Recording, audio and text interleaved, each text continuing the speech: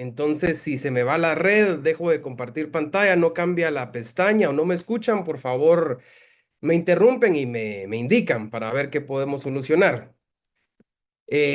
Bueno, el día de hoy, como ustedes saben, por instrucciones del señor decano y demás miembros de junta directiva de la facultad, se suspendieron las clases presenciales que nos tocaban para poderlas dar virtual por el tema de la elección del colegio, que lo platicamos la clase pasada, se recuerdan de la importancia de esta elección.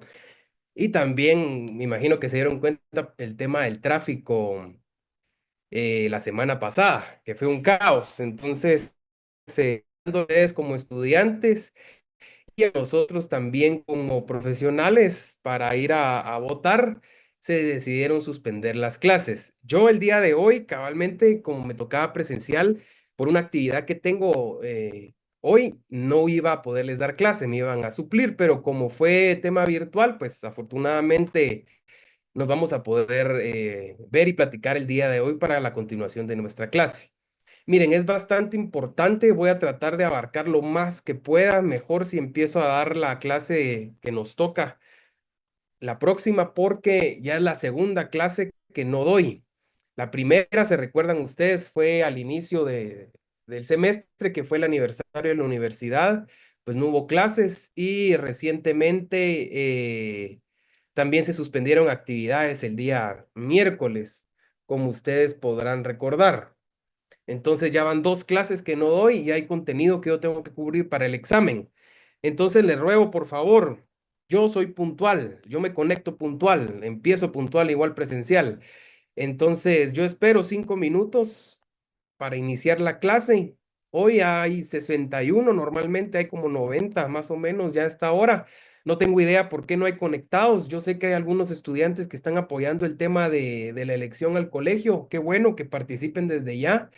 Sin embargo, pues les recuerdo también sus responsabilidades, ¿verdad? Yo igual también soy profesional, tengo que pues participar, votar, etcétera, y hay que cumplir, ¿verdad? Hay que organizarse y cumplir. Entonces, pues siempre les ruego yo que participen en las clases, son importantes, todo viene en el examen, más que es contenido corto, así que les recuerdo que antes su responsabilidad está con sus estudios, ¿verdad? No, bueno, esperaría yo que esa sea su prioridad. Entonces, vamos a iniciar la clase.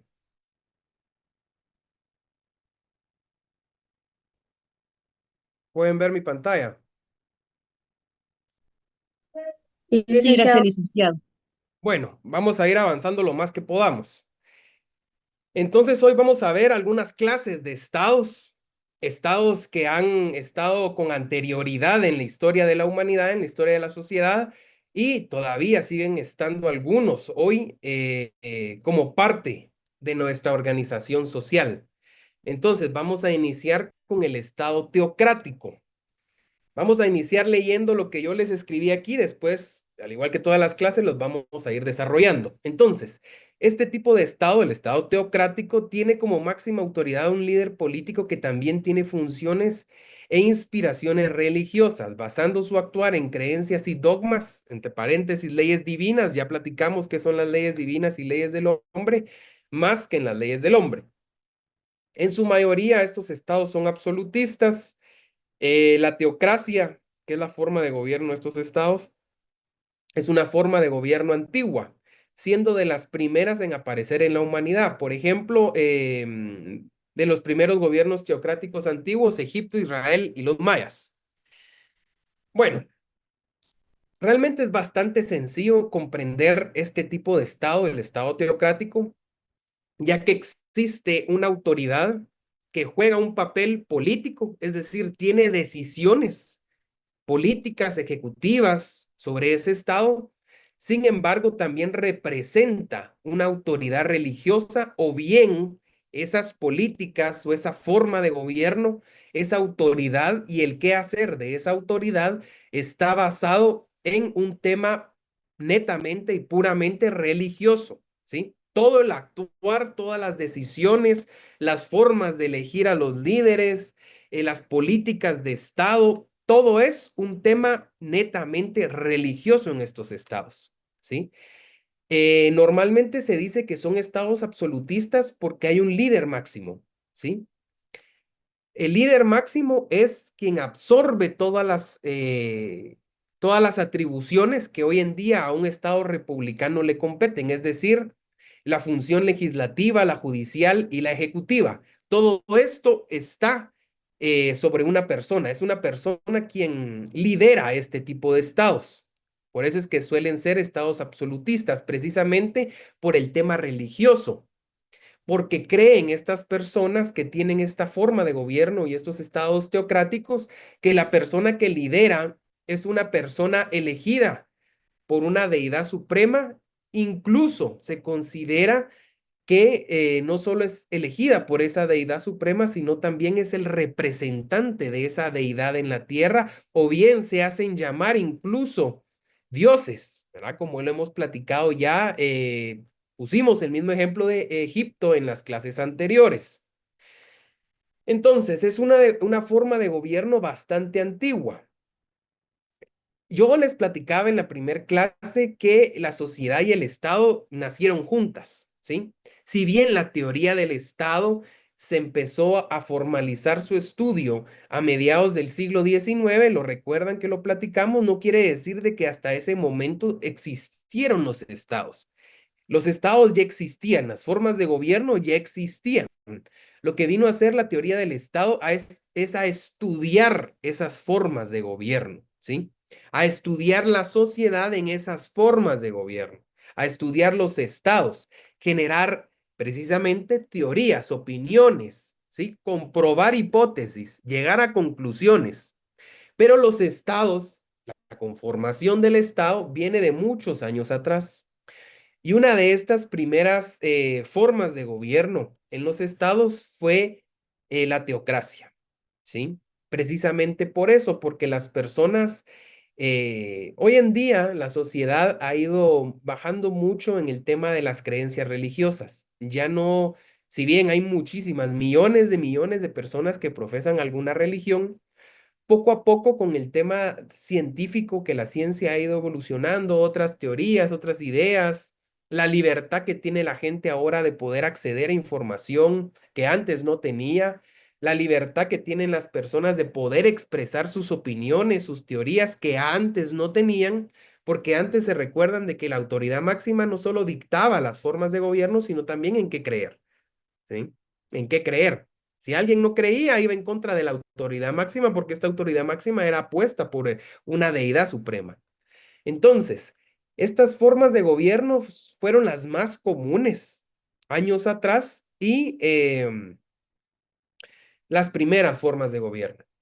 Si ustedes ven en las diferentes religiones, el Torá, la Biblia y otros libros religiosos hablan del inicio de la humanidad. Y junto con el inicio de la humanidad y su evolución, ustedes analizan y ven las formas de gobierno, cómo nacen los estados, cómo se conforman, quiénes lo dirigen y cómo se elige a quienes lo dirigen. No vamos a hablar de otras religiones, como el ejemplo que vamos a poner es el tema de la religión cristiana, entiéndase catolicismo y el tema de evangélicos, porque es lo más entendible, pienso yo, para la mayoría de ustedes, porque es algo muy común, más en nuestra cultura latinoamericana, el tema del cristianismo, más que otras religiones, ¿sí? Como la musulmana, por ejemplo, tienen bastantes características.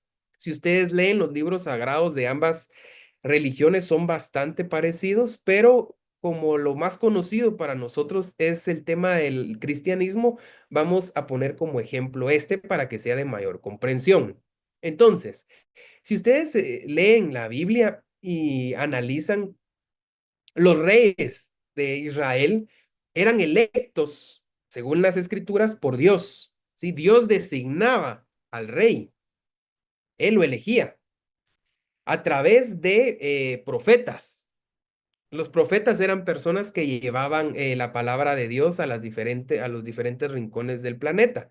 Entonces habían profetas que llegaban a los pueblos y ungían a personas y le decían, usted va a ser el próximo rey.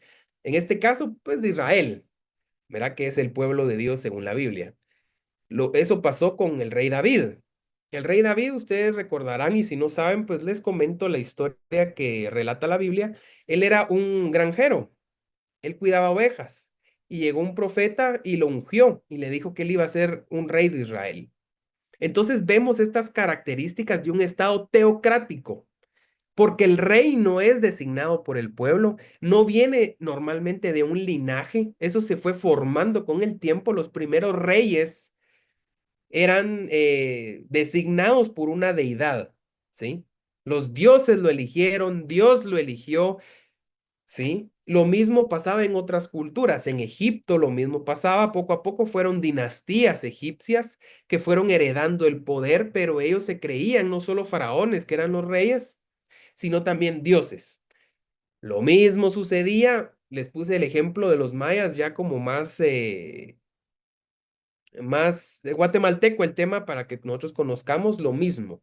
Las grandes autoridades, las más grandes autoridades de la civilización maya eran personas que creían que eran designadas por los dioses.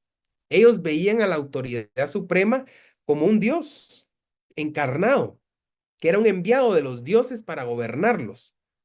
Entonces, al final era un gobierno. Se establecían normas, se establecían reglas que se debían de cumplir, se daban órdenes que se debían de cumplir. Estas órdenes, decían ellos, que eran inspiradas por un dios, eran dictadas por un dios o dioses, independientemente de las creencias. Y se tenían que cumplir sí o sí, porque ir en contra de esta autoridad y de lo que esta autoridad decía era ir en contra de esa autoridad suprema, esa autoridad, esa deidad que puso a la autoridad máxima, ¿sí? Entonces, precisamente por eso no se le permitía a la gente tener otro tipo de creencias, acceder a otros temas de información, la ciencia estaba prohibida, ¿sí? Porque se entendía que atentaba en contra de esa creencia, esa religión. Entonces ahí vemos esa mezcla entre lo que es el gobierno y lo que es la religión. No existía esa separación o no existe en un estado teocrático. Este estado, al igual que muchos de los que vamos a ver, tienen ciertas características. Yo creo que algunas características ya las fueron ustedes pudiendo ir captando mientras yo voy explicando qué es el estado teocrático, pero vamos a leer. Aplica creencias y dogmas religiosos en la forma de hacer política y de gobierno, lo que platicábamos. No existe una separación entre iglesia y Estado. Aquí no existe. Aquí es uno solo. No existe una separación entre el Estado y la religión, sino todo lo contrario, se funcionan como uno mismo. Se basa en la aplicación de leyes divinas más que en leyes del hombre. La legitimidad de sus autoridades viene de lo divino, no del pueblo. Bueno, yo creo que ya comprendieron bien esa mezcla que hay en un Estado teocrático en lo que es el Estado y la religión. Se mezclan, se fusionan como uno. Pero también recuerden ustedes que ya vimos el tema de las leyes divinas y las leyes del hombre. Las leyes del hombre son hechas por el mismo hombre, ¿sí? Las leyes divinas son hechas por el hombre, pero se dice que son inspiradas por una deidad suprema, por un Dios. Entonces, eso los convierte en leyes divinas. No es que se las den ya escritas, una deidad, no. El hombre las hace, pero aduce ser inspirado por algún dios, alguna autoridad o deidad suprema, ¿sí? En las que ellos creen. Entonces, estas leyes que son inspiradas por un dios o dioses, independientemente de las religiones, se transforman en normas jurídicas que son aplicables o normas que son aplicables, órdenes que son aplicables a un pueblo, ¿sí? A una sociedad, a través de este gobernante teocrático. La legitimidad de las autoridades viene de lo divino, no del pueblo. Pues aquí ustedes sabrán que no hay elecciones. Aquí no se designa a las autoridades. No quiere decir de que si el pueblo no está de acuerdo con la autoridad, el pueblo se puede reunir y decidir la renuncia o dar alguna revolución, etcétera. Esto no se puede aquí. No se puede. ¿Ya? Porque la autoridad máxima está inspirada o se dice que es elegida por el Dios que ellos creen o los dioses en que ellos creen. Entonces, ir en contra de esta autoridad es ir en contra de la voluntad de ese Dios. No se puede. No se puede Y es por eso que estos estados tenían un control increíble en la sociedad antes. Increíble. La sociedad no conocía más allá de lo que de lo que quería la autoridad que se conociera, ¿sí? No se conocía nada más. Entonces, el pueblo estaba bastante, de alguna manera, con los ojos vendados a la hora de obedecer órdenes, simplemente lo obedecían porque no había de otra, no conocían otra cosa, no conocían otra situación y es por eso que dentro de estos estados se ejercía muchísimo poder sobre las personas que eran gobernadas.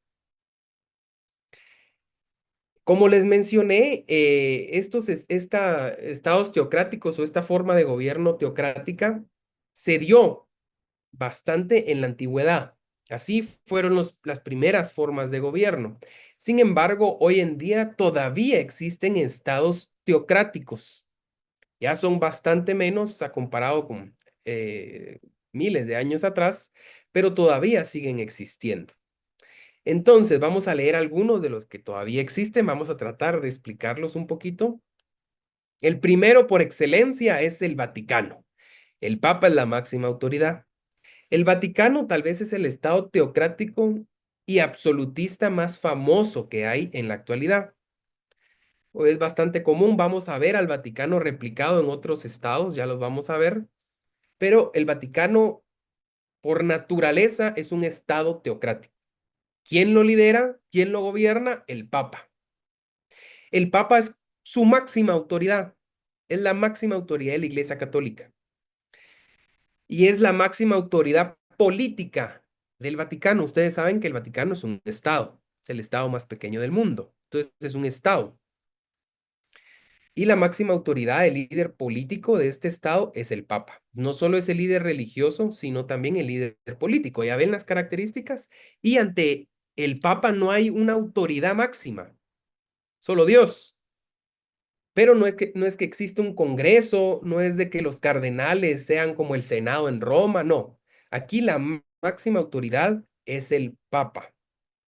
El Papa dicta las políticas de Estado y el Papa dicta las políticas religiosas de una religión que abarca bastantes áreas del planeta. O sea, tiene incidencia más allá de su Estado, ¿sí? Se dice que es un Estado teocrático, ya lo vimos porque mezcla el tema de la religión con el tema estatal, el tema político, y también se dice que es un Estado absolutista porque no hay nadie arriba del Papa, ¿sí? No es electo tampoco por un periodo de tiempo determinado, por ejemplo, 4 años, un sexenio, no hay reelección, no. El Papa es electo hasta el día de su muerte. En ese momento es que se releva el Papa. Claro, ya lo eligen las autoridades católicas que son los cardenales.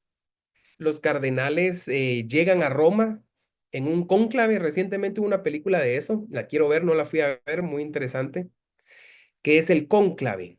El cónclave es esta reunión que hacen los cardenales en la Iglesia Católica y eligen un nuevo papa. El papa tiene que cumplir con ciertas características. Claro, el papa dicen de que es Dios quien lo elige a través de los cardenales. Sin embargo, se necesita ciertos requisitos, digamos, para ser papa. Uno de ellos es de que no sea mayor de 70 años. 70 años, si no mal recuerdo. 80, perdón, es 80 años. Que no tenga más de 80 años el nuevo papa. Entonces es por votación, quien tenga la mayoría de votos por los cardenales que puedan votar es electo el nuevo papa, ¿sí? Y ustedes recuerdan el humo blanco, el humo negro, etcétera. Este líder es electo por un periodo indefinido, porque es un líder inspirado, opuesto por Dios. No puede ser reemplazado hasta el día de su muerte, ¿sí? Imagínense. Entonces, estas son las características de estos estados que son absolutistas, es decir, la autoridad es suprema sobre la persona que la ejerce y también no hay elección, ¿verdad? No hay relevo. El ejemplo más común es el Vaticano, sin embargo, también existen estados teocráticos en otros países, como lo es Arabia Saudita. Ahí hay un rey que aquí les puse el nombre, no se preocupen, en el examen no les voy a preguntar yo nombres, solo les puse como referencia. El rey Salmán bin Abdulaziz se llama. Él gobierna como un monarca absoluto. Nuevamente vemos que es un estado teocrático y absolutista. El poder recae sobre el rey y el rey gobierna todo. No hay parlamento, no hay jueces, no. El rey juzga, el rey legisla, el rey ejecuta. ¿Sí? Claro, Arabia Saudita es del tema musulmán. Sí, son musulmanes. Entonces, ellos también, la autoridad suprema es inspirada por su Dios, ¿verdad? El Dios de ellos. Irán también es otro estado islámico. El líder supremo es Khamenei. Khamenei. Su forma de gobierno es presidencialista teocrática. Aquí hay una diferencia. Aquí hay un presidente, el presidente de Irán. Sin embargo, arriba del presidente está un líder supremo. Es una especie de papa. Este líder supremo es el máximo líder de la religión islámica en Irán. Él, él está por encima del presidente, ¿sí? Entonces, ahí hay una mezcla entre el líder religioso y también el tema político. A pesar de que Irán tiene un presidente, hay un líder supremo al que el presidente, ¿sí? Le rinde cuentas. Entonces, eso lo convierte en un estado teocrático, porque la autoridad máxima es una autoridad religiosa, ¿sí? Por eso Irán entra como un estado teocrático. Finalmente, Israel, esto váyanlo apuntando porque a la hora que ustedes lo lean y yo les pida cuál es la diferencia entre Irán y el Vaticano, y eso no está en las presentaciones, por eso que lo estoy explicando. Entonces, Israel también entra como estado teocrático, pero no es lo mismo que el Vaticano. Israel tiene un primer ministro, yo creo que ya todos lo hemos escuchado, Benjamín Netanyahu, y también tiene un presidente, ¿sí? Entonces, Israel, su forma de gobierno no es absolutista, no es absolutista. Sin embargo, todas las políticas de Israel, todas las políticas de Israel y las formas de gobierno, las decisiones que tiene Israel son inspiradas por el judaísmo, ¿sí? Por la religión judía. Ellos se inspiran en Dios en cada una de sus decisiones.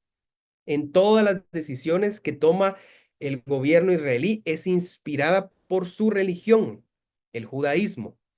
Por eso, al tener la religión tanto que ver en un estado como Israel, entra como un estado teocrático. Irán e Israel no son puramente estados teocráticos, porque no cumplen todas las características que ya vimos. No es un estado absolutista. Irán ni Israel. Existe un líder, un gobierno, hay un presidente, hay un primer ministro, ¿sí? Hay autoridades.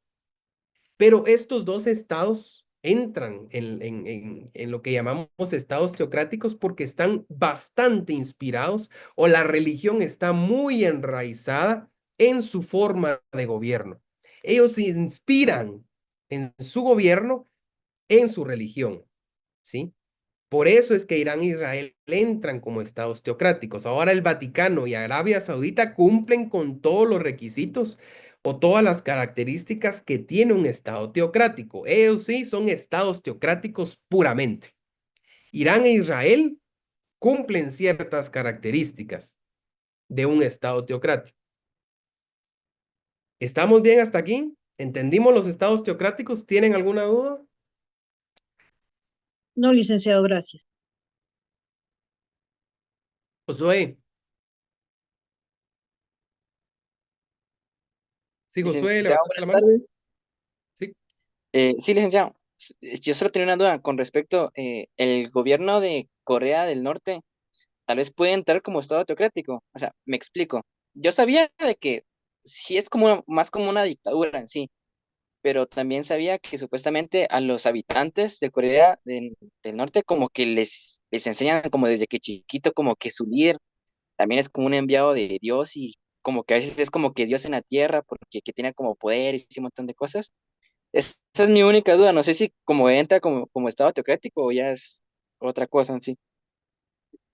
Corea del Norte no tanto porque ellos creen que el Dios es su gobernante. Su gobernante es su Dios.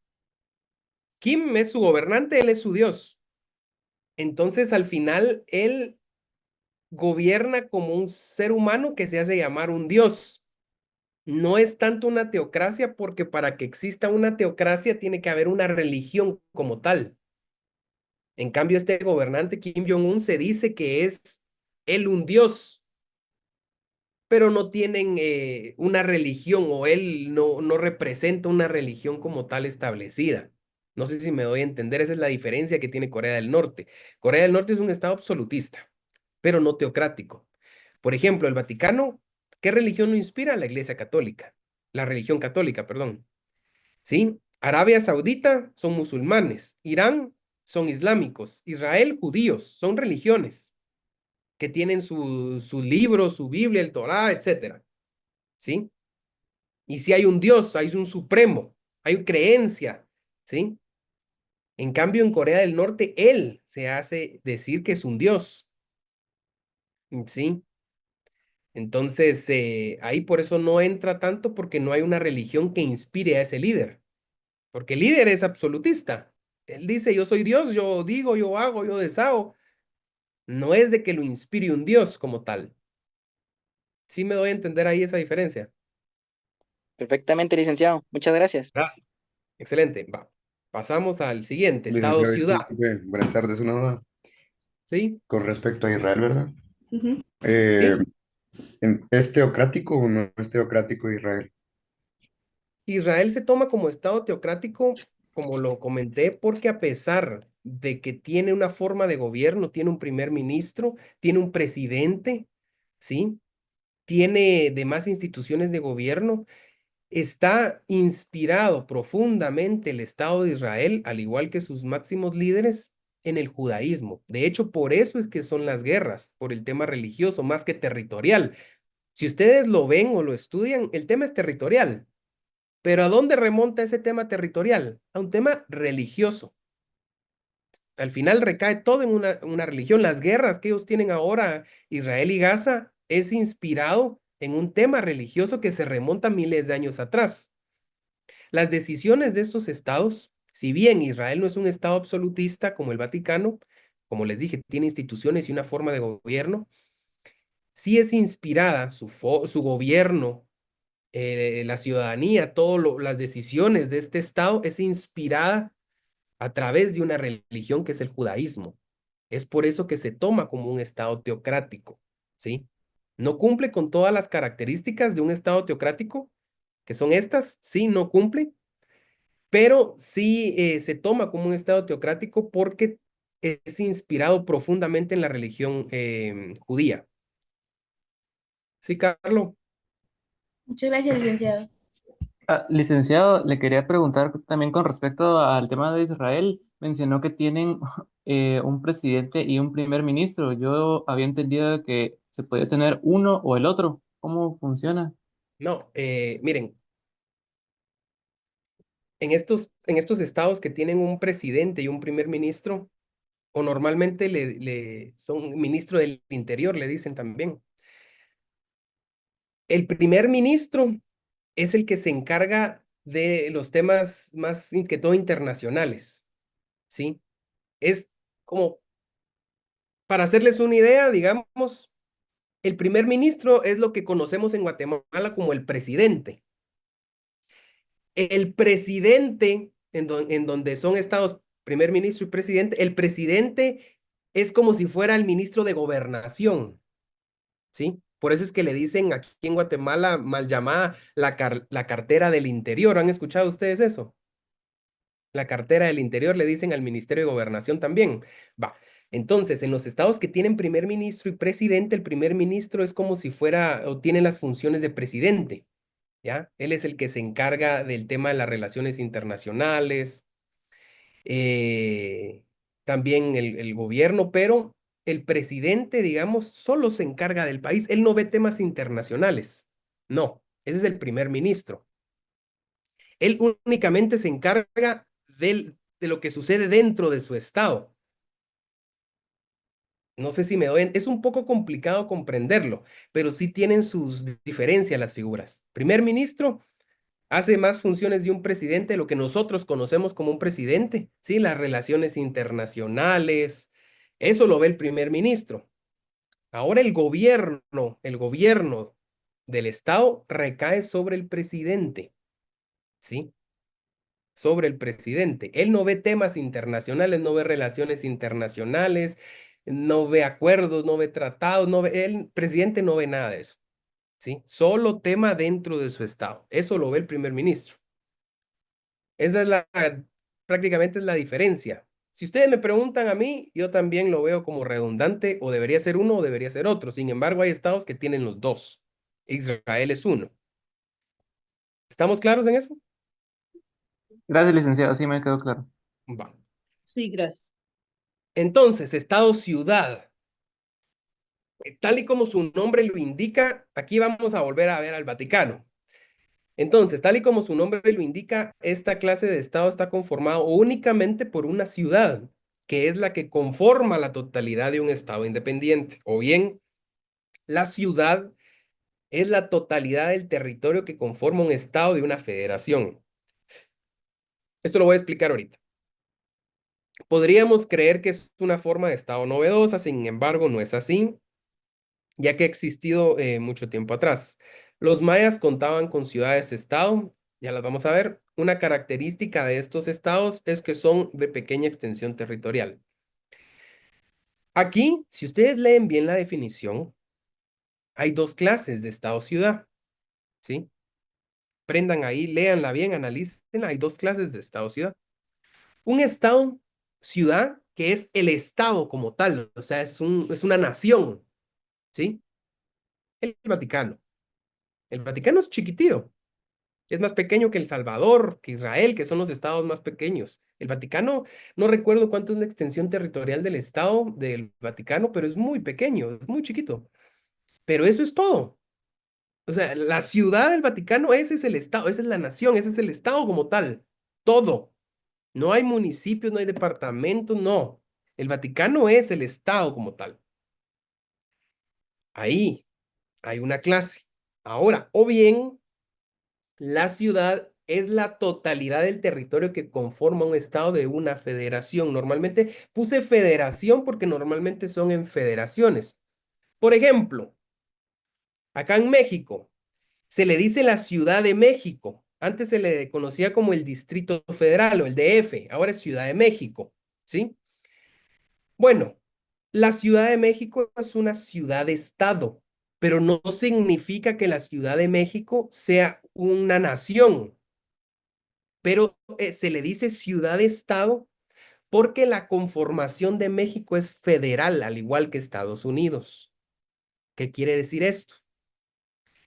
Cada estado, bueno, la federación ya lo vamos a ver, no me voy a ahondar mucho en esto, pero ustedes entienden que en Guatemala hay departamentos, ¿sí? Al final dependen de un gobierno central. Cada departamento tiene su gobernador, pero el gobernador es como si fuera un gestor del presidente. Gestor y representante del presidente. Él no toma decisiones sobre su, en este caso, departamento, ¿ya? Lo hace a través de un COCODE. No es de que el gobernador dicte órdenes ejecutivas, no, eso no existe en Guatemala. En estados federados, como Estados Unidos de América, Estados Unidos mexicanos, que así es su nombre, ahí sí existe una federación. Cada estado tiene su congreso, cada estado tiene su gobernador, tienen cierta independencia del gobierno central.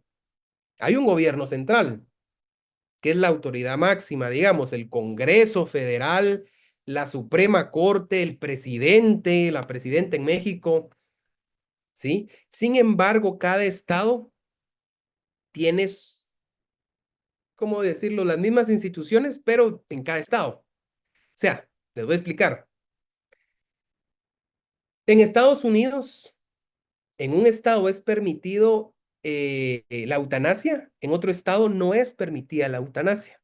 Si fuera en Guatemala, el Congreso crea una ley, aplica al territorio nacional y la eutanasia es permitida. Es permitida en Guatemala departamento, es permitida en San Marcos departamento, es permitida en Petén, es permitida, ¿sí? En un estado federado, no, no. Si un estado, el Congreso de ese estado, dicta alguna ley, aplica a ese estado. Por ejemplo, Arizona está a la par de Texas. Si Arizona dicta una normativa, el Congreso de Arizona, el gobernador, creo que es gobernadora de Arizona, dicta alguna norma, aplica a Arizona, al estado, no a Texas. Texas es aparte, ¿sí? Entonces, al entender esta diferencia, ya lo vamos a ver más despacio, el tema de la federación. Entonces, la Ciudad de México es un estado-ciudad, no porque sea una nación aparte, no. La Ciudad de México pertenece a los Estados Unidos mexicanos. Sin embargo, toda su ciudad, toda la ciudad, todo el territorio, ¿sí? Se considera parte del Estado. Es el Estado como tal. O sea, toda la ciudad es el Estado, ¿ya? No hay subdivisiones. Toda la Ciudad de México, ese es el Estado como tal. Por eso es que se le dice Estado-ciudad. ¿Sí me entendieron bien esta diferencia entre las dos clases? Un Estado-ciudad que es como el Vaticano, que es una nación aparte, y un Estado-ciudad que está dentro de una federación, un Estado federado. ¿Sí?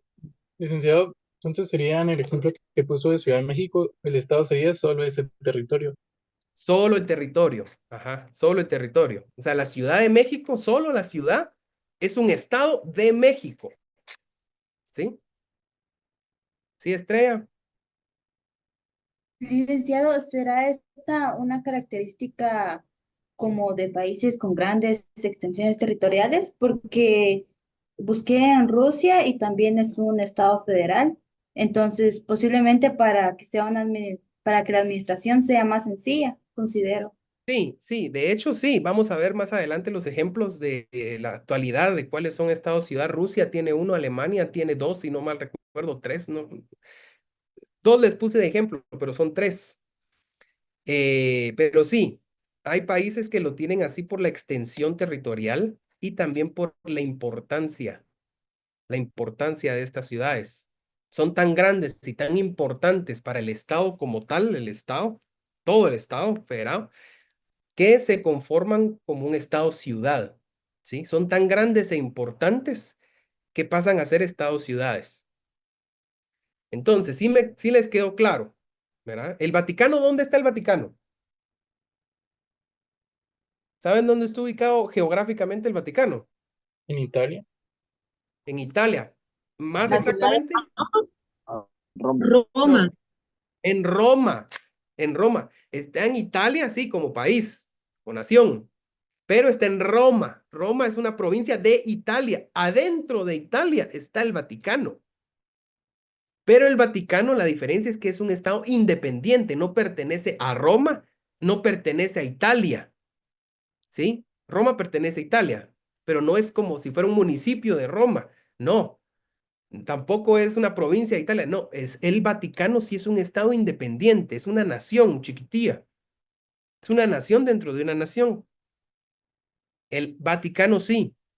La Ciudad de México, este ejemplo que puso la compañerita de Rusia, vamos a verlo más adelante, esos no son naciones, son estados dentro de un estado, pertenecen a a un estado mayor, digamos, que es un estado federado, ¿ya? Entonces, si tienen alguna duda me preguntan, ¿ya? Porque en el examen después se confunden.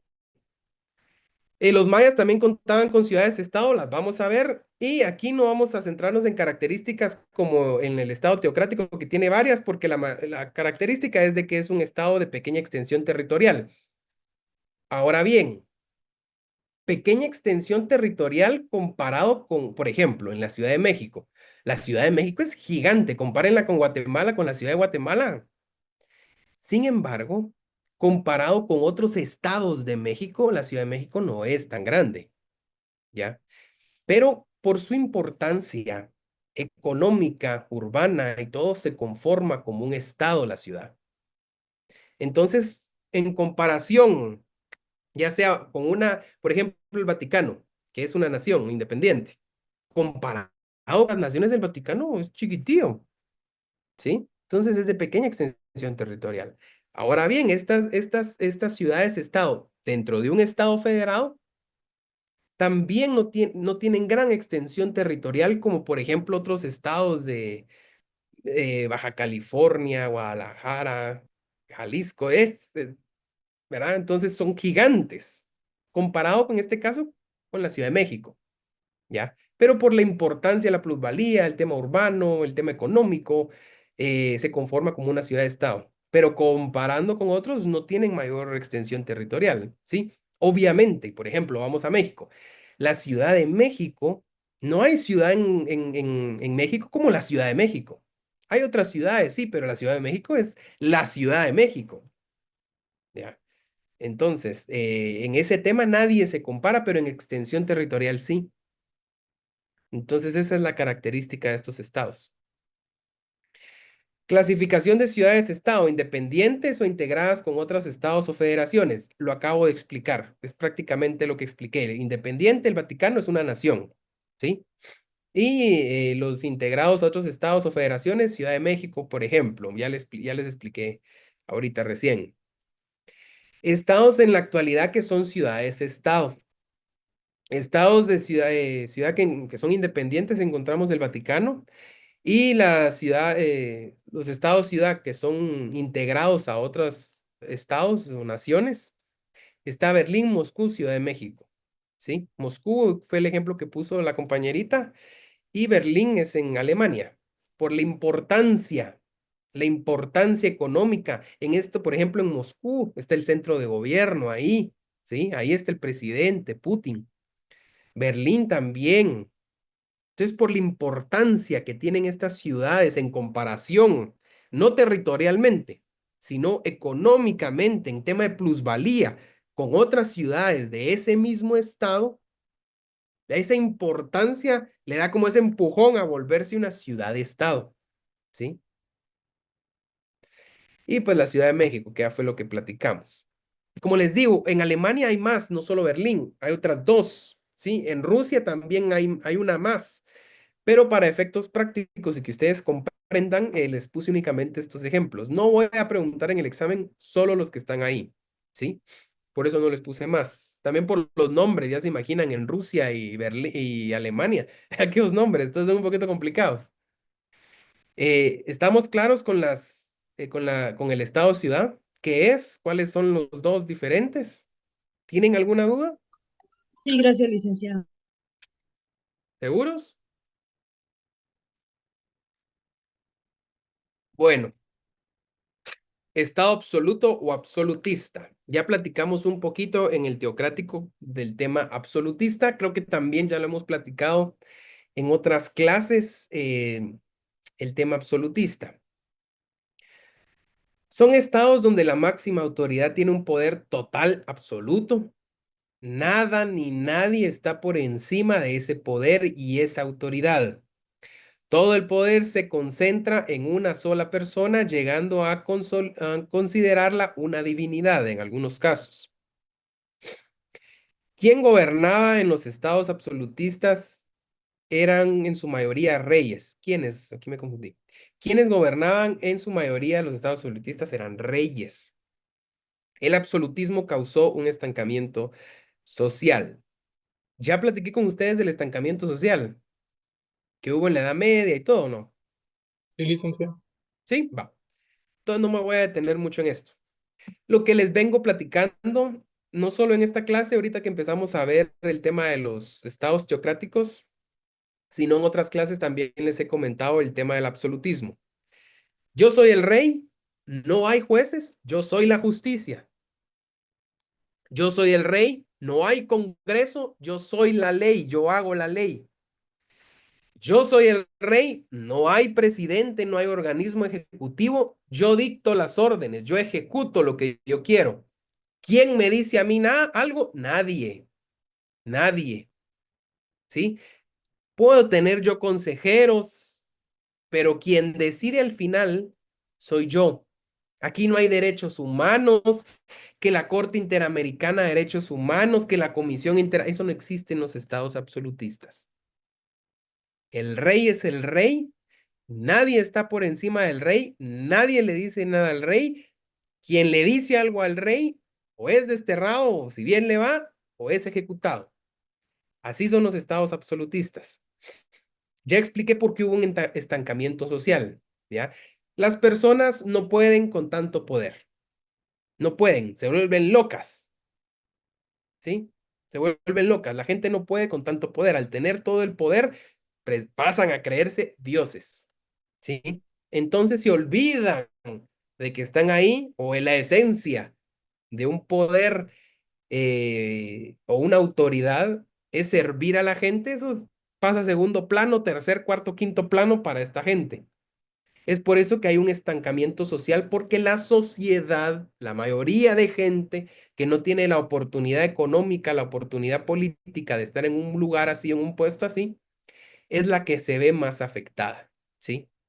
Es la que se ve más afectada, la economía, la salud, que son los pilares de una sociedad, la educación es otro pilar de la sociedad. No le interesa a esta gente más que el adoctrinamiento. ¿Cómo Licenciado, sí? un ejemplo de un estado absolutista puede ser Venezuela, ¿o no? Venezuela, Venezuela es como una simulación, digámoslo así, porque, claro, todos sabemos de que Maduro es indiscutiblemente un dictador. Lo mismo Nicaragua, indiscutiblemente. Lo mismo Corea del Norte, indiscutiblemente, pero Corea del Norte vamos a hablar después. Pero Nicaragua y Venezuela, ellos son dictadores, ¿sí? Lo que pasa es de que fingen, apantallan todo como que si hubieran instituciones. Yo no me elegí solo, dice Maduro, la gente me eligió, ¿sí? Hay una autoridad electoral que ratificó mi victoria. O sea, ¿qué le pasa a la chibolita? A la autoridad electoral, al pueblo venezolano, me están persiguiendo.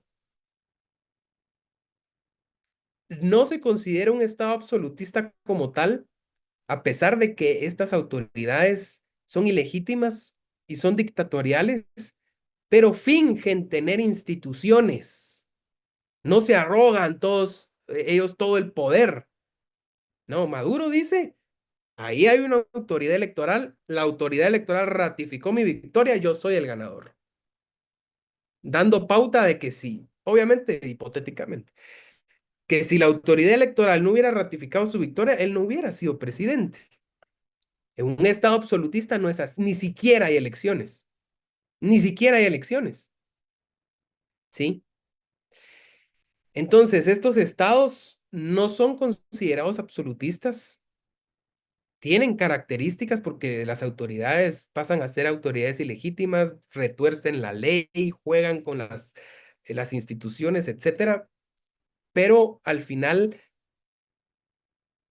en la ley existe una institucionalidad y esa institucionalidad no le permite a ese estado convertirse en un estado absolutista, ¿sí? Son una pantomima de estado, digamos. Al final son dictatoriales, pero existen legalmente, legalmente existen instituciones, ¿verdad? El poder no recae absoluto en el presidente, en este caso de Venezuela, ¿verdad? Entonces, características de estos estados absolutistas. Aquí es la mayor característica del absolutismo en la concentración del poder en una sola persona, lo que platicaba ahorita respondiendo a la duda del compañero. ¿Por qué Venezuela no es considerado un estado absolutista? Porque el poder no recae sobre una persona, hay instituciones. Promovía guerras por el poder. Esta característica más que todo eran tiempos de antes, cuando existían pues las monarquías absolutas. Los estados, ¿verdad? Las naciones se iban a la guerra únicamente por el tema del territorio, ¿sí? Entre más territorio, más poder, más dinero. Pero ellos más que el tema, obviamente el tema económico era importantísimo, ¿verdad? Cómo financiaban las guerras y todo, pues no se podía si no había de dónde. Si el estado era pequeño, el ingreso es pequeño. En cambio, si el estado es grande, el ingreso es más grande. Sin embargo, esto era más un tema de ego. Yo conquisté el territorio de tal. Mi reino se expandió al tal territorio. Era más cosa de ego de las autoridades. No era que ellos se sentaran un día y pensaran, voy a conquistar Francia porque a mi gente le va a favorecer. Las tierras de ahí son cultivables. Los reyes no pensaban en eso. Era más el ego que movía a estas autoridades de ganarle el rey inglés al rey francés. Muriera quien muriera. Era el ego de los reyes. ¿Quién tenía más poder? Nunca pensaban en la gente. ¿Sí? Entonces, se consideraba al rey como un ser divino. Y platicamos, no fue con ustedes, había un rey de Francia, el rey Luis XIV, que hizo el Palacio de Versalles. Él se creía un rey, le decían el rey Sol. Yo soy el Estado. Es una frase famosa del rey Luis XIV. Yo soy el Estado, dice.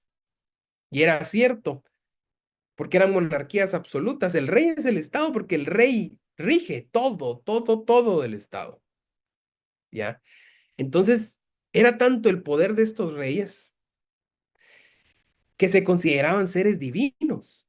La gente no puede venir contra mí porque fue Dios quien me nombró. Incluso a veces iban mucho más allá creyéndose que ellos eran los dioses, como pasaba en Egipto, como pasa hoy en Corea del Norte. Ya ni siquiera dicen que son ungidos por un dios. No, ellos son los dioses ahora. ¿Sí? Es mucha banalidad la que existe en estos gobiernos absolutistas, mucha banalidad, mucho egocentrismo, poca área social, nula área social, poca, ¿no? O nula. ¿Sí? No velan por la sociedad. Lamentablemente, todavía existe en la actualidad estados absolutistas. Algunos ejemplos que les pongo yo es Arabia Saudita o Arabia Saudí. Aquí gobierna un rey. Qatar gobierna un emir, que es una de las personas más ricas de todo el mundo. Y el Vaticano, además de ser un estado-ciudad, también es un estado absolutista. Bueno, ya vieron ustedes que en Arabia Saudita y en Qatar ellos practican la misma religión. Hay, para las mujeres en especial, se les vedan mucho de sus derechos, ¿sí? Muchos derechos humanos que en países como el nuestro, pues, se protegen, ¿verdad? O se buscan proteger. Existen libertades aquí en nuestros países que no tienen las mujeres en estos estados. Ustedes han visto que ellas andan tapadas, todo, creo que solo permiten que se les vean los ojos. Entonces no trabajan. Hay mucho, se violentan muchos derechos a las mujeres, no existe igualdad en este tipo de estados que son influenciados también por el tema religioso. Son estados absolutistas. Aquí el poder del rey o el emir es absoluto, ¿sí? Y aquí es donde va digamos, la discordia, ¿verdad? Que podrían tener algunas personas que protegen o defienden algunas formas de gobierno. Eh, Estos estados absolutistas trajeron mucha desgracia y un estancamiento social en los años anteriores, en la Edad Media, por ejemplo. Sin embargo, hoy ustedes ven Arabia Saudita y Qatar, a pesar de ser estados absolutistas, a pesar de tener o vedarle ciertos derechos a las mujeres, no es un estado libre para ellas. Ustedes van a ver esos estados, son millones, o sea, económicamente están años luz, años luz. Entonces aquí viene uno a decir, ¿funciona o no funciona un gobierno absolutista? Ahí es donde empieza la teoría de Estado a trabajar. ¿Por qué entonces en la antigüedad los estados absolutistas trajeron tanta desgracia al mundo, a la sociedad? Y hoy que existe Arabia Saudita, existe Qatar, ustedes ven esos estados, son económicamente maravillosos. ¿Por qué? ¿Qué pasó entonces? ¿Por qué antes no funcionaban y ahorita sí? Claro, tienen sus ventajas y sus desventajas. Todas las formas de gobierno, todos los estados tienen algunas cosas buenas, algunas cosas malas, unas más que otros, ¿sí? Entonces aquí es donde viene la teoría de estado y todas las demás ciencias, la sociología, la antropología, la economía, la ciencia política, relaciones internacionales, a mezclarse y a ver qué pasa entonces, ¿sí? ¿Qué pasa en estos estados de Arabia Saudita y Qatar? Que a pesar de ser estados absolutistas, ahorita voy contigo, Josué, están como están de bien económicamente. O sea, usted ve a una gente pobre y anda un Lamborghini, anda un Ferrari, y ustedes lo ven y están preocupados por su economía. O sea, esos estados son increíbles con esa forma de gobierno. ¿Qué pasa entonces? Ahí ya viene el tema económico. Bueno, ellos tienen mucho petróleo, muchísimo petróleo, ¿verdad? Muchísimo petróleo que les compran otras naciones poderosas del mundo. Ellos abastecen naciones poderosas del mundo de petróleo. Ahí viene su riqueza. Ah, entonces dice uno, no es por su forma de gobierno que Qatar, que Arabia Saudita es próspero, no. Es por el tema económico, los recursos naturales que ellos explotan. ¿Sí? No es de que su forma de gobierno en la Edad Media y ahorita haya sido diferente, es el mismo. Entonces ellos no están bien por su forma de gobierno, están bien por los recursos que ellos tienen para explotar y mejorar esa economía. Pero y si ustedes lo ven en aspectos sociales, no están bien, no es correcto. Claro, al parecer de uno. Ustedes van y le preguntan allá a la gente, ellos lo ven normal, ellos lo ven correcto, porque es su forma, su creencia. ¿Sí? Ven ahí cómo se van mezclando o cómo es parte de la teoría de Estado de otras ciencias. ¿Sí? Y el Vaticano, pues es absolutista porque obviamente no, el Papa es la máxima autoridad, no hay nadie sobre el Papa, no se renueva el poder hasta que él fallece, es vitalicio. Sin embargo, a pesar de que el poder recae sobre el Papa, sobre el Estado del Vaticano y sobre la Iglesia Católica, el Papa decide a quién quitar, a quién poner, a quién mover, etcétera. No es un Estado que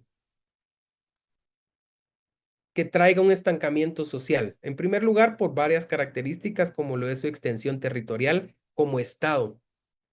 Es muy pequeña. Imagínense, es imposible que un Estado así se vaya a la quiebra. Y a pesar de eso, el Vaticano tiene uno de los bancos más grandes y poderosos del mundo. Entonces, hay muchas características del por qué el Vaticano, a pesar de ser un Estado absolutista, no es que sea un Estado que tenga reprimida a la sociedad. ¿Sí? Porque sus habitantes son muy pocos, ¿sí? Eh, Además, por ejemplo, a pesar de que hay católicos en muchas partes del mundo, no es que el Papa le ordene, por ejemplo, a los católicos de Guatemala, él no puede ordenar a los ciudadanos guatemaltecos a realizar algo, ¿sí? Es la máxima autoridad religiosa, pero no quien gobierna el Estado de Guatemala, ¿ya? Entonces es la máxima autoridad religiosa para millones de personas, pero en el tema de gobierno es la autoridad máxima para miles de personas, no, cientos, creo que ni llegan a miles, cientos de personas, ¿sí? Entonces hay bastantes aspectos, bastantes características del por qué estos tres estados, a pesar de ser absolutistas, no son como los estados de la Edad Media, por ejemplo, ¿sí? Cuando existían monarquías absolutas, que fue lo que platiqué prácticamente hace unos minutos, antes de entrar a los estados actual a estados absolutistas en la actualidad.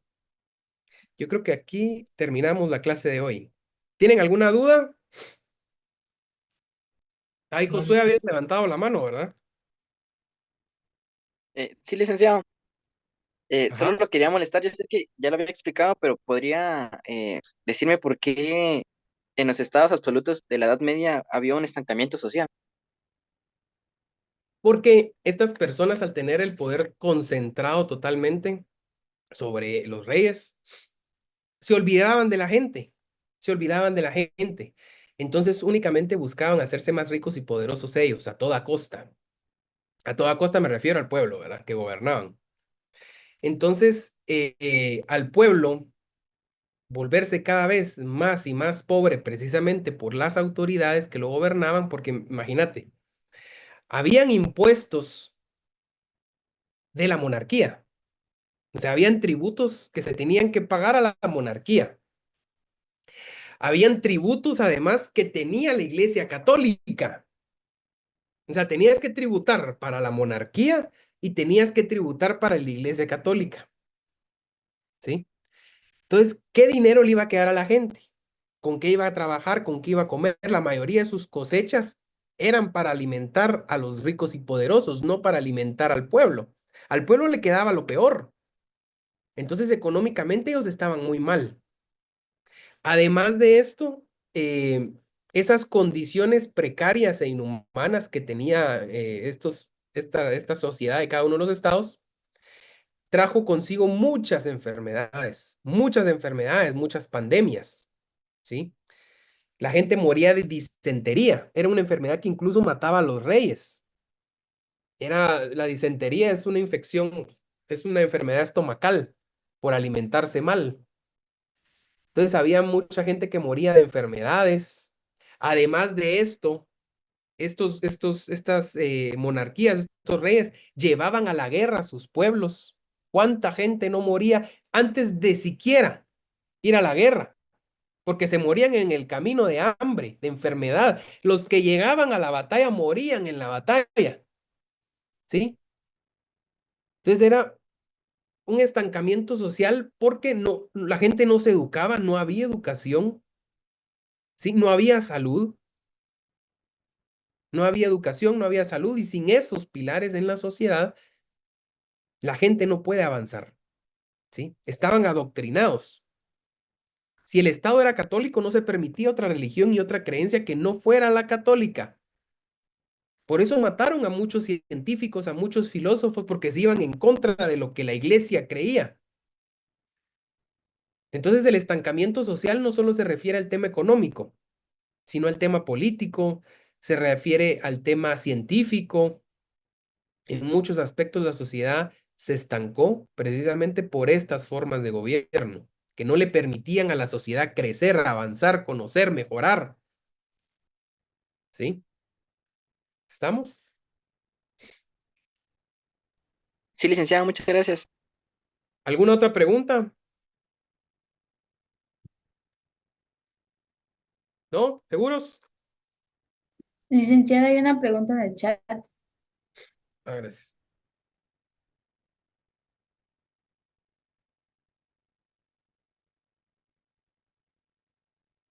¿Se estaba trabando mi audio, dice una compañera?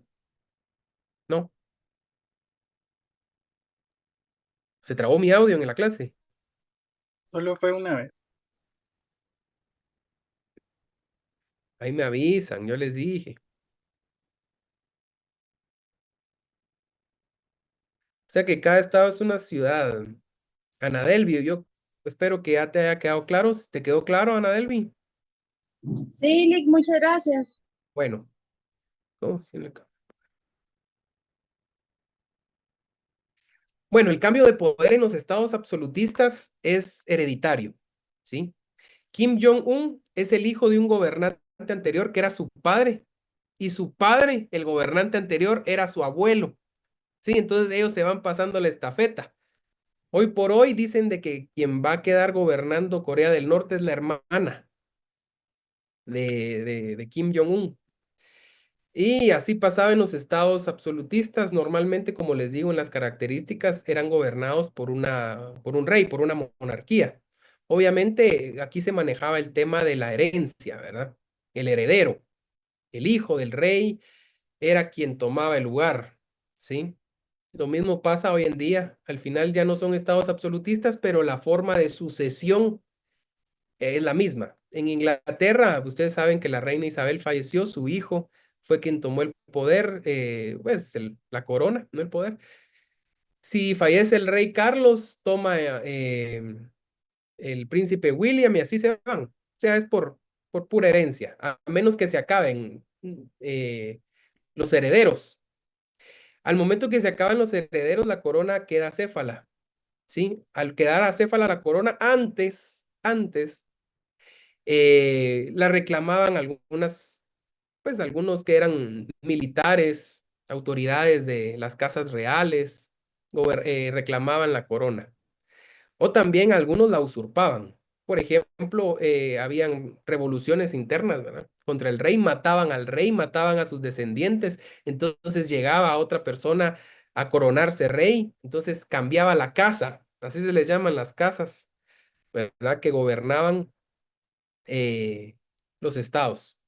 ¿Verdad? Yo creo que es prácticamente como lo han visto en las películas, ¿verdad? Mataban al emperador, no era el hijo del emperador quien quedaba, sino que era la otra persona el que había matado al emperador. Lo mismo pasaba con los reyes, ¿verdad? Naturalmente era por descendencia. Si no, pues, si no había descendencia, mataban al rey, entonces alguien reclamaba la corona y así se iba. Una nueva casa gobernaba, ¿sí? Pero nunca, nunca, nunca, nunca, nunca por elección. O sea, nadie lo elegía. Pues en Roma sí, el Senado ratificaba, ¿sí? Al emperador, pero era más un tema. ¿Verdad? Vamos a ver. A las y 45 termina la clase, si no mal recuerdo, ¿verdad? Que el Tienes- primer periodo. Sí. Les voy a dar el último tema porque no sé si voy a tener una próxima clase con ustedes. No sé porque no han pasado horarios de examen y supuestamente me tocaba, o bueno, inician exámenes la próxima semana. Aún no ha confirmado decanatura oficialmente, pero vamos a dar la última clase rapidito hoy, o voy a avanzar lo más que pueda.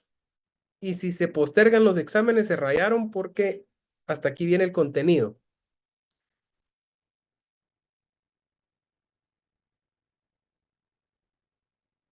¿Ve la pantalla? Sí, licenciado.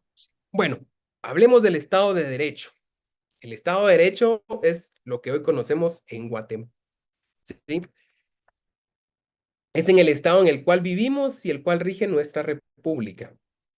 Se encuentra construido bajo un ordenamiento jurídico, el cual emana principalmente de una constitución, en donde derivan las leyes e instituciones que se organizan para un fin social. A diferencia de otros estados, este garantiza derechos y establece obligaciones a la sociedad, se encuentra regularmente en pugna con regímenes dictatoriales, a los cuales a lo largo de la historia, aquí vamos con el tema de Venezuela, han interrumpido los gobiernos armados amparados por un Estado de Derecho y en otras ocasiones han tratado por medio de acciones totalitarias y dictatoriales instaurar legítimamente regímenes autoritarios. Guatemala es un ejemplo de ello. Bueno, el Estado de Derecho es un Estado naturalmente republicano. ¿Qué quiere decir esto? Existe independencia o existe una división de los poderes. En el caso de Guatemala, ustedes bien saben, hay un poder legislativo, hay un poder ejecutivo y hay un poder judicial, ¿sí? Estos estados de derecho, como su nombre lo indica, están amparados en una constitución. Permítanme. Estos estados están amparados en una constitución, ¿sí? de la cual derivan otras normas jurídicas, ya sea constitucionales, ordinarias, reglamentarias, individualizadas, ¿sí? Lo importante de entender aquí es de que el poder ya no está concentrado en una sola persona, ¿sí? Ya no es absoluto. Aquí ya hay una división. Tú te encargas de lo tuyo, tú te encargas de lo tuyo, tú te encargas de lo tuyo. Todos nos regimos y sí, pues nos regimos. Nuestra actividad, nuestro actuar, nuestras decisiones se rigen bajo una constitución y un ordenamiento jurídico derivado de esa constitución, ¿sí? Eso es lo más importante de los estados de derecho. Existe un orden social regulado por un conjunto de normas jurídicas, ¿sí? De estas normas jurídicas emanan instituciones, emanan autoridades que gobiernan a la sociedad, ¿sí? Aquí ya la sociedad tiene participación directa en la toma de decisiones. A diferencia de otros estados, este garantiza derechos y establece obligaciones a la sociedad. Y la situación aquí, lo platicamos con Venezuela, lo mismo, ¿sí? Venezuela tiene instituciones. Se dice que es un estado de derecho porque tiene una constitución, tiene leyes, tiene instituciones, ¿sí? Sin embargo, a través, a través de la pudrición de estas instituciones, del retorcimiento a la ley, se ha logrado instaurar regímenes ilegítimos que al final la misma ley, las mismas instituciones, gobernadas por personas que juraron mantener ese orden político, ese orden social, ese orden jurídico, han legitimado a autoridades que no debieran de estar en el poder por transgredir esa norma suprema, esa norma sagrada que gobierna ese estado, que rige ese estado. Entonces, derivado de ello, hay gobiernos ilegítimos que al final dicen estar amparados por la ley. Se cumplió con la ley, hubo elecciones, hubo mayoría, me ratificó la autoridad electoral, estoy en ley. ¿Sí? Guatemala ha tenido situaciones similares. Gracias a Dios no ha tenido situaciones iguales a las que tiene Venezuela. Pero sí han existido situaciones antes en el conflicto armado interno eh, en donde el gobierno pasaba de mano a mano, pero no del pueblo. Eran militares, juntas militares de gobierno, los triunviratos, por ejemplo, ¿sí? Autoridades militares. ¿Habían elecciones? Sí, habían elecciones. ¿Participaba la ciudadanía para ejercer algún cargo público? No, porque existía miedo. Ya se tenía la idea de que eran militares los que gobernaban el país. Entonces sí, se fingía hacer elecciones. Y si a pesar de haber elecciones se nombraba un gobernante y este gobernante era derrocado, quien tomaba posesión del poder era un triunvirato. De ese triunvirato se decidía quién era el jefe de Estado. ¿Ya? No se respetaba la ley. Es por eso, después de la Constitución del 85, que es la Constitución que nos rige el día de hoy, han existido intentos de ir en contra de esa constitución, de ese orden constitucional, de esa república, de ese Estado de Derecho. Pasó con el Serranazo y estuvimos muy cerca, aparentemente, de que sucediera algo, no como el Serranazo, sino algo peor, de que las autoridades electas no tomaran posesión, ¿sí? Entonces, ese es un tema muy complicado. Gracias a Dios nunca se ha logrado ir en contra del Estado de Derecho y todo lo que éste conforma y establece. Precisamente por esas instituciones, por esas leyes, por ese Estado de Derecho consolidado, no se ha podido llevar a cabo estas situaciones que vulnerarían un Estado de Derecho. Sin embargo, en otros estados como Venezuela, como Nicaragua, sí se ha logrado. A pesar de que evidentemente son acciones inmorales, son solapadas por autoridades que dicen ampararse por la ley, que dicen que los legitima y los solventa la ley. Entonces aquí hay un dilema. Eso no es Estado de Derecho, ¿verdad? Se dice que ganó las elecciones. La máxima autoridad del país electoral dice que ganó las elecciones. Uno sabe que no, pero si la autoridad al final lo dice, existe Estado de Derecho entonces. Ahí hay un dilema bastante grande porque al final no podemos irrespetar ese Estado de Derecho. Hay instituciones que tienen un fin jurídico. Hay autoridades que tienen una importancia jurídica también, que la sociedad misma debe de respetar para que exista un orden social. Sin embargo, no significa que la sociedad, al respetar ese orden social, diga sí, señor, a todo. La sociedad no solo tiene que respetar ese orden social, sino también tiene que proteger ese orden social. Y si ese orden social se ve vulnerado, la sociedad es la primera obligada a protegerlo, porque ya no estamos en un estado de monarquía absoluta, en donde dice el rey, sí dice la sociedad. No, aquí las autoridades no son con poder absoluto. Las autoridades tienen un poder delegado por el pueblo. ¿Quién tiene la soberanía? En Guatemala al menos. ¿Quién la tiene? El pueblo. El pueblo tiene la soberanía. Los gobernantes, los gobernantes ejecutan la voluntad del pueblo. Esa es la tarea de los gobernantes, velar por el bienestar del pueblo. Organismo ejecutivo, organismo legislativo, organismo judicial. Velan por un bienestar social según el artículo 2 de la Constitución Política de la República de Guatemala. ¿Sí? Entonces, si la soberanía la tiene el pueblo debe de ser el primero en que al momento de ver que se está vulnerando un Estado de Derecho, es la sociedad quien tiene que protegerlo. ¿Sí?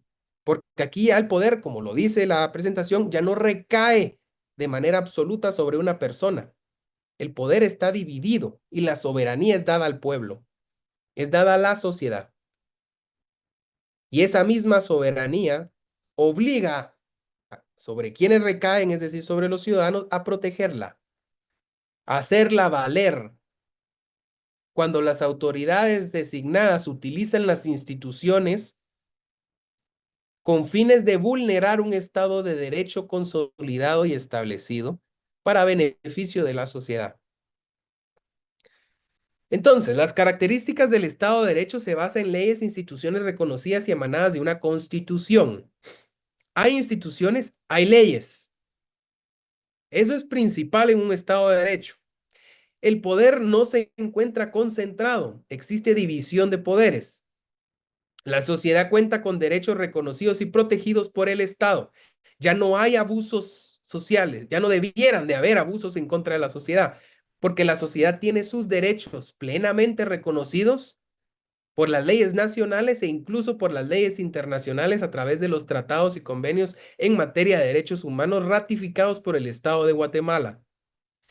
Limita el poder a los organismos de Estado y demás instituciones que conforman el mismo. Existe un equilibrio, frenos y contrapesos. No me recuerdo si con ustedes platiqué el tema de frenos y contrapesos. Si no, no se preocupen, lo vamos a ver más adelante. Pero existe un equilibrio. ¿Sí? Existe un equilibrio. Ni el poder ejecutivo es más poderoso que el judicial, ni el ejecutivo es menos poderoso que el legislativo. Todos tienen un equilibrio. ¿Sí? Obviamente, si vemos la ley, si analizamos la Constitución, las leyes orgánicas de cada uno, vemos que hay un poder del Estado o un organismo del Estado que tiende a tener más frenos y contrapesos en contra de los demás organismos del Estado. Eso podría llegar, o pues así es en la práctica, a darle más incidencia y más poder sobre los demás. ¿Cuál creen que es ustedes? No me recuerdo si platiqué con ustedes. Sí lo mencionó Lick, nos dijo que el organismo legislativo. El organismo legislativo, sí platicamos, está muy bien. Entonces, al final, el espíritu jurídico es mantener un equilibrio. Sin embargo, la Constitución y la ley orgánica le da al Congreso más frenos y contrapesos precisamente porque el Congreso, los diputados y diputadas son los representantes del pueblo, son el pueblo, representan al pueblo. La mayor representación dentro de los tres organismos del Estado está en el Congreso, ¿sí? Los diputados y diputadas. Es por eso que se concentran más frenos y contrapesos ahí, porque en teoría ahí está el pueblo, ahí están los representantes del pueblo, ¿sí? Limita el poder de los... existe democracia, es la sociedad quien elige a sus autoridades, no son electas por un dios, no son electas por descendencia, te toca a vos, no, es el pueblo quien lo elige. Autoridades se encuentran sujetas a la ley y no superior a ella. Sociedad y autoridades en un Estado de Derecho nos encontramos sujetos a un ordenamiento jurídico. Tenemos que cumplir la ley y velar por su cumplimiento. Estados de Derecho en la actualidad, afortunadamente hay bastantes. Puse los de América Latina que conocemos: Guatemala, México, Estados Unidos, Ecuador, Colombia y Argentina. Bueno, Estados Unidos no es de América Latina, pero es una democracia. Entonces, son estados de derecho, ¿sí? Aquí ustedes pueden poner más, si ustedes consideran, la mayoría son estados de derecho o en la actualidad. Yo de ejemplo les puse estos. Y, me falta. Bueno, dejémoslo esto para después. Ya por tema de tiempo ya me estoy pasando. ¿Alguna pregunta? ¿Todo No, bien? ¿Estamos claros? Muy bien. Entonces, Licenciado, ¿sí? solo yo tenía una no respecto a los temas que dio, sino con sus exámenes, ¿cómo la estructura de sus exámenes, cómo es? Yo no cambio mi Sí, estructura. Así va a ser el primero, segundo y final. Viene opción múltiple. Vienen preguntas directas. Y, bueno, a veces varío. En verdad, bueno, verdadero y falso también. No se confíen, porque yo no lo pongo literal. Si yo les explico, es porque espero que ustedes entiendan. Si ustedes no entienden, por más que se memoricen las pestañas que yo les paso, no van a ganar el examen. ¿Sí? Por eso les pregunto si hay dudas. ¿Sí? Tienen que tener claro, porque con una palabra que yo les cambie en un verdadero y falso, entonces si no entienden de a qué se refiere, por ejemplo, un estado teocrático, y yo le pongo electo por el pueblo dentro de todo lo que yo les pongo, y me ponen verdadero, no me entendieron que es un estado teocrático entonces, ¿sí? Y las opciones múltiples son, bueno, pues al final varía, ¿verdad? Ustedes tienen que estudiar y entender las definiciones, qué es un estado teocrático, ejemplos, etcétera, ¿verdad? Y las preguntas directas. Aquí en preguntas directas me van a escribir un poquito. Ya les dije yo en la primer clase que les voy a enseñar cómo, bueno, dentro de lo que se pueda, ¿verdad? De cómo expresarse. Ustedes van a ser abogados, van a ser notarios, es decir, tienen que saber hablar y tienen que saber escribir. Entonces, si me ponen faltas de ortografía, por ejemplo, ¿qué es estado? Y dentro de la definición está buena y me ponen una falta de ortografía, no se la pongo mala, se la circulo. Si ya me ponen dos faltas de ortografía, a pesar de que esté buena la respuesta, yo se las pongo mala.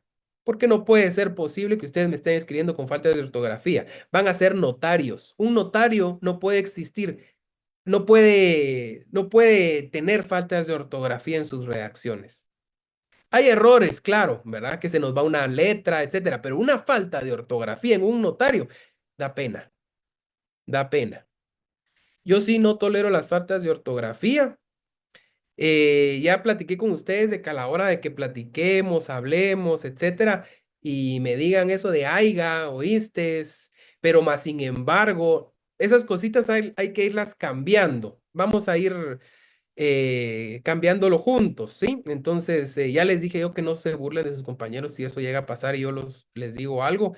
Estamos aprendiendo, estamos aprendiendo. Entonces, lo mismo pasa a la hora de escribir. En las preguntas directas, si me ponen 2 faltas de ortografía y la pregunta está buena, yo se las pongo mala, ¿sí? Es que ustedes tienen que leer. Leyendo uno aprende cómo escribir, ¿sí? Eso de ahí te aviso, hay manzanas, ay, me dolió. Se escribe diferente. Allí te ve, ¿sí? Allí está. No es lo mismo. No me escriban con faltas de ortografía, escríbanme con letra clara también. Entonces es prácticamente la misma estructura, no se confíen. Aprovechen el primer parcial, miren, son poquitas presentaciones, saquen buena nota, saquen buena nota. Yo siempre doy, ya les mencioné, la actividad del segundo parcial va a valer 20 puntos, a pesar de que yo le doy 20 puntos. Hay gente que se queda, que no gana, se confían, no se confíen, no se confíen, estudien. Pero estudiar no significa memorizar, significa entender.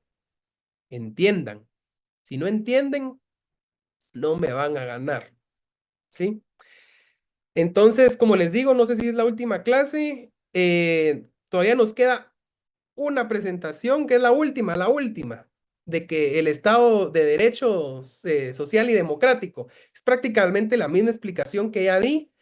Si ya no tenemos más clases, pues yo se las subo, sería bueno, ya sea este fin de semana o el otro, voy a averiguar bien, pero siempre se las subo antes de su examen, no se preocupen, ¿sí? Entonces, nos vemos